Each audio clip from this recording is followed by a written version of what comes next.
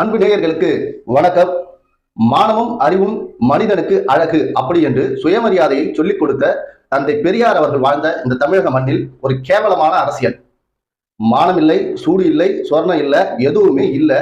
எவன் தாலிய எப்போ கொத்தா அறுக்கலாம் அப்படின்னு சூழ்ச்சி செய்து கொண்டு ஒரு அரசியல் கட்சியை நடத்தி கொண்டிருக்கிற நாம் தமிழர் கட்சியினுடைய ஒருங்கிணைப்பாளர் சீமான். தொடர்ச்சியாக இந்த வேலையை மட்டுமே செய்து கொண்டிருக்கிற சீமான் மிகப்பெரிய ஒரு நாடகத்தை அரங்கேற்றிருக்கிறார். அது சாட்டை துரைமுருகன் மூலமாக தற்போது வெளிவந்திருக்கிறது. பிஜேபியில் இருக்கக்கூடிய சூர்யா, திருச்சி சூர்யாவிடம் சாட்டை துரைமுருகன் பேசிய ஒரு ஆடியோ சீமானின் முகத்திரையை முழுமையாக கிழித்து மக்களுக்கு அம்பலப்படுத்தியிருக்கிறது. இந்த கண்ணோட்டத்துல கொண்டுட்டு போக போகுதுன்னு அடுத்தடுத்து வைக்க போற மூவல பொறுத்து இருக்குல்ல. இங்க பாருங்க, அடுத்தது படிப்போம். அதை கொஞ்சம் பார்த்து செய்யுங்க. இல்ல இல்ல நமக்கு டார்கெட் அவங்க கிடையாதுப்பா, விட்டு நம்ம முழு டார்கெட் இவங்க தான் நமக்கு அப்படின்னு சொல்லிட்டாரு. யாருங்க? அண்ணன் திமுக திமுக தான். அண்ணன் தலைவர் சொல்லிட்டாங்களா? ஆமா, ஃபுல் டார்கெட் திமுக தான். நான் சொன்னேன் இந்த மாதிரி காலைல வீடியோ போட்டு எதுக்கு போட்ட, எதுக்கு அவனை போட்டு அடிச்சுக்கிட்டு அப்படின்ட்டாரு. இதனால நாளைக்கு இது விட்டுருங்க, இனி பாத்துக்கோம். சரி விடுங்க. இல்ல நீங்க வேற எங்க அடிச்சாலும் பரவாயில்ல, இங்க நீங்க சொல்லிட்டீங்கல்ல 100 விழுக்காடு நடக்குது, பாத்துக்கிறேன். சரிங்க சரிங்க. நான் கமிட்மெண்ட் கொடுக்க மாட்டேன், கொடுத்தா 100. அது இனிமேல் அது டாபிக் இல்ல, விட்டுருங்க. சரி மாட்டேன், அவ்வளவுதான். நன்றி நன்றி நன்றி. அது எப்படி கொண்டு போகணுமோ அதுக்கு தகுந்த மாதிரி நான் பாத்துக்கிறேன். இந்த 5 வருஷத்துல பிஜேபிக்கு ஓட்டு போட்டு தமிழ்நாடு நாசமா போல. அப்ப உண்மையிலே ஓட்டு போட்டு தான் நாசமா போயிருக்கு. இல்ல அப்ப சின்னம் இல்லங்கிற கோபம் போயிருச்சா? அது கோபம் இல்லம்ல, அது ஏங்க அது சீரியஸா நீங்க மனசாட்சி பொதுவா ஒத்துக்கணும். அது எங்க மேல தப்பு இல்ல. நீங்க டக்குன்னு எங்க மேல அந்த இடத்துல அடிக்கிற பேச்சு நீங்க கொஞ்சம் கூடயே இருக்கிறத கூடயே சுத்தறியே செவ்வாழா ஏதாவது ஒரு வார்த்தை சொல்லிருக்கலாம். அரசியலா அது அப்படிதான் கிளைம் பண்ண முடியும். நீங்க வந்து நாங்க சின்ன தொழில் யாராவது சொல்லுவாங்களா? எல்லாம் அரசியல கிளைம் பண்ண ஏங்க அதுக்கு ஏங்க எங்களே போட்டு ஊருக்கு ஆக்குறீங்க? உங்களுக்கு எல்லாருக்கும் நாங்க தான் பிஜேபி தான். எதுக்கு இப்ப வேற சின்ன மைக்கு சின்னம் கொடுத்துருக்காங்க, நம்ம இருந்தாலும் வேற சின்னம் கேட்டு முயற்சி பண்ணிட்டு இருக்கோம், அன்னைக்கு தெரிஞ்சிடும். ஏன் அது நல்லா தானே இருக்குது? உங்க தலைவருக்கு அடையாளமே மைக்கு தானே. சவப்பட்டியா? அது கடைசியா பாத்துக்கோ தேர்தலுக்கு அப்புறம். நீங்க அதுக்கு முன்னாடி பாருங்க. ஏங்க நீங்க கொஞ்சம் பார்த்து செய்யுங்க இனிமேட்டு. பாத்துக்கோ இனிமேல் இல்ல, பாத்துக்கோன்னு சொல்லிட்டு அப்புறம் நீங்க உங்ககிட்ட சொல்றது அவர்கிட்ட சொல்ற மாதிரி தான் சொல்லிருங்க. ரைட்டு, சந்தோஷம். சரி, பொலிட்டிக்கலி பிரஷர் அவருக்கு இனிமேல் இது பண்ண மாட்டேன்னு சொல்லிட்டாரு. சரிங்க சரிங்க.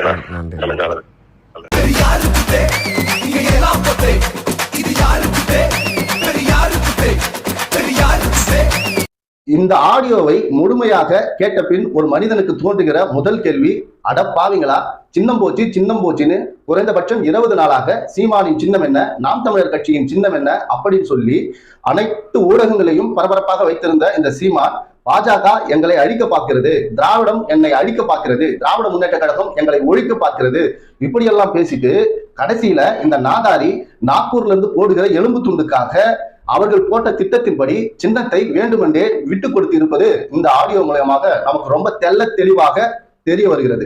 சாட்டை துரைமுருகன் சொல்றா, வேற என்ன பண்றது, அரசியல் ரீதியாக நாங்கள் அப்படித்தான் கிளைம் பண்ணி ஆகணும், மக்களை நாங்கள் ஏமாத்தணும்னா இப்படிதான் ஏதாவது பொய்ய சொல்லி ஆகணும் அப்படி என்று அவன் சொல்லுவது நமக்கு தெளிவாக புரிகிறது.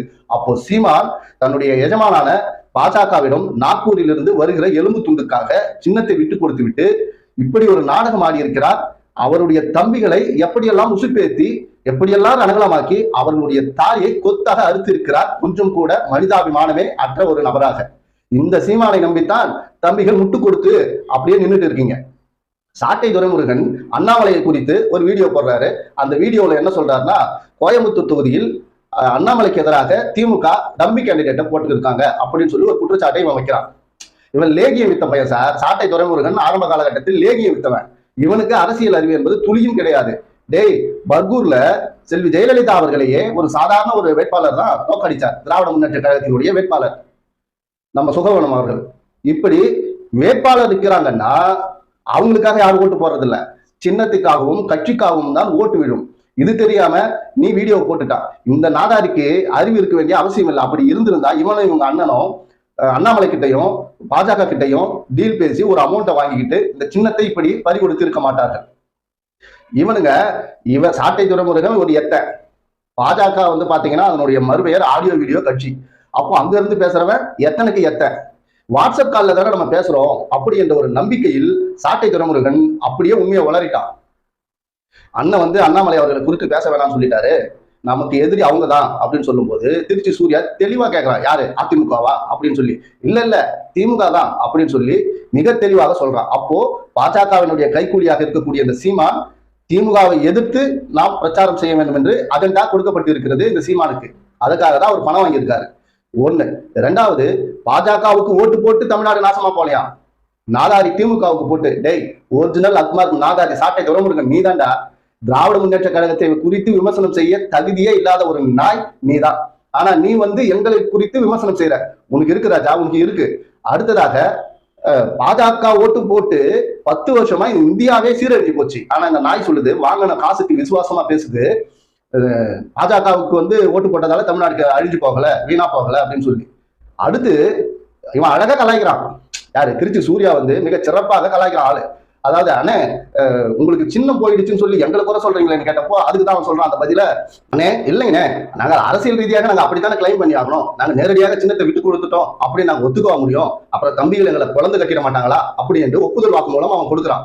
அடுத்ததாக, சரி உங்களுக்கு தான் மைக் சின்னம் கொடுத்துருக்காங்களே, உங்க தலைவருக்கான ஒரு ஏத்த சின்னமாச்சு, அது அந்த சின்னத்தையே நீங்க வச்சுக்கலாமே அப்படின்னு அவன் வந்து கலாய்க்கிற மாதிரி கேட்கறான். அதுக்கு இவன் சொல்றான், ஆஹா அதெல்லாம் வேணாம், தேர்தல் ஆணையத்துல வந்து அண்ணன் மேல்முறையீடு போயிருக்காரு, அதாவது எங்களுக்கு வேற சின்னம் வேணும். அதுக்கு இவன் சொல்றான், இந்த சவப்பெட்டி சின்னம் ஏதாவது வாங்கினா பரவாயில்ல அப்படின்ற மாதிரி சாட்டை துரைமுருகன் சொல்லும்போது அதுக்கு திருச்சி சூர்யா வந்து சொல்றான், அண்ணே இருங்கண்ணே பொறுங்கண்ணே, இப்பவே சவப்பெட்டி கேட்கறீங்க, தேர்தல் முடிஞ்சதுக்கு அப்புறம் தானே அதெல்லாம் நம்ம பார்க்கணும். உண்மை நிலையை உணர்ந்து திருச்சி சூர்யா சொன்ன அந்த வார்த்தை, எலெக்ஷன் முடிஞ்சதுக்கு அப்புறம் சவப்பெட்டி தான் ராஜா உங்களுக்கு அப்படி என்பதை அவன் சொல்லும்போது நக்கலாக அதுக்கு இவனும் கூட சேர்ந்து சிரிக்கிறான். இப்ப இந்த நாம் தமிழர் கூமுட்டை தம்பிகளுக்கு எத்தனை தடவை தான் நம்ம சொல்றது? நாம் தொடர்ச்சியாக ஆரம்பத்திலிருந்து சொல்லி வருகிறோம், சீமானுடைய சின்னம் பறிபோய் விட்டதுன்னு சொல்லும் போதே சொன்னோம். நம்ம தொடர்ச்சியா 3-4 வீடியோக்கள் நம்ம சேனல்ல போட்டிருக்கோம். இது ஒட்டுமொத்தமாக சீமானும் பாஜகவும் நடத்துகிற நாடகம். அதாவது தமிழகத்தில் திராவிட முன்னேற்ற கழகம் வெற்றி பெறும், இதுல எந்த மாற்று கருத்தும் கிடையாது. அடுத்த கட்ட நிலையில் இருக்கக்கூடிய அண்ணா திராவிட முன்னேற்ற கழகத்தினுடைய வளர்ச்சியை சீர்குலைக்க வேண்டும். அப்படி இல்லைன்னா குறைஞ்சபட்சம் 3வது இடத்தில் பாஜக வர வேண்டும். அதற்கு நாம் தமிழர் கட்சியினுடைய சின்னத்தை முடக்குவது போல் முடக்கி வேற ஒரு சிம்பிளை கொடுத்து பாஜக 3வது அல்லது 2வது இடத்தில் வருவதற்கு இந்த சீமான் அதை மரியாதையா கூட எனக்கு சொல்ல அது அவன சீமான் அவ்வளவு ஒரு கேவலமான ஒரு செயலை தம்பிகளுக்கு செய்திருக்கிறார். ஆனா இப்பவும் முட்டு கொடுக்குறானுங்க.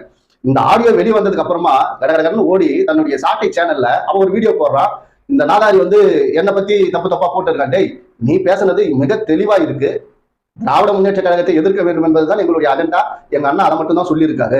2வது சின்னம் வந்து நாங்களா தான் விட்டு கொடுத்துட்டோம், பறிபோயிடுச்சு அப்படின்னு சொல்லி நீயே ஒப்புக்கொள்ற.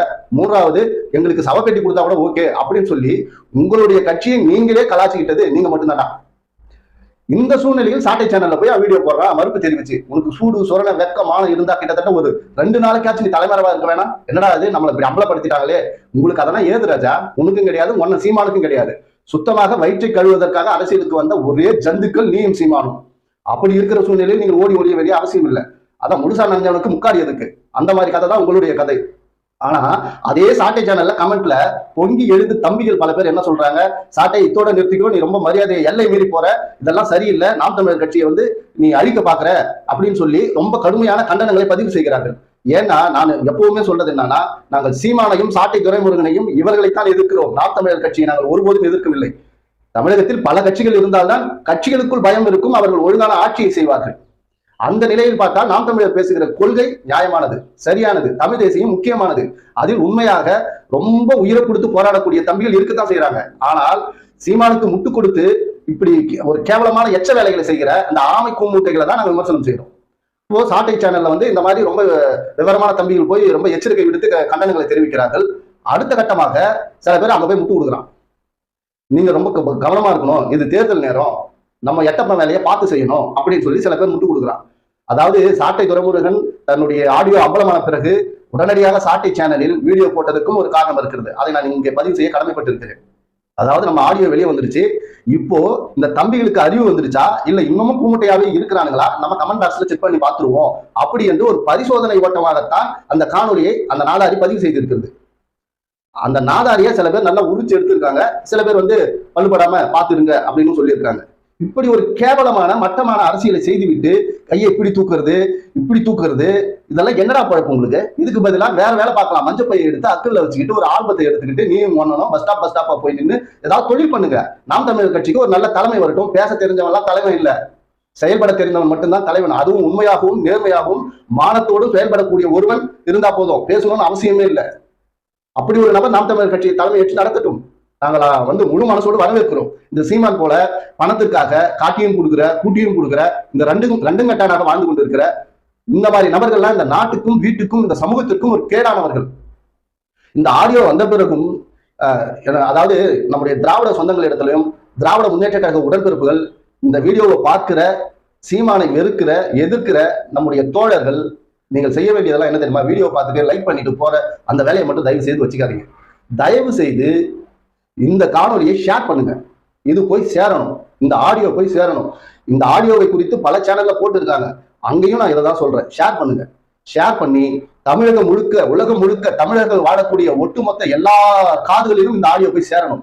அப்படி சேரும் போதுதான் சீமான் எவ்வளவு ஒரு போலித்தனமான எவ்வளவு ஒரு மோசமான கேவலமான இழிபிறப்பு அப்படி என்பது எல்லாருக்கும் போய் சேரும். சாட்டை துரைமுருகன் கெண்டக்கால் மயிரை கூட சீமானால் ஒன்றும் தொட்டு கூட பார்க்க முடியாது.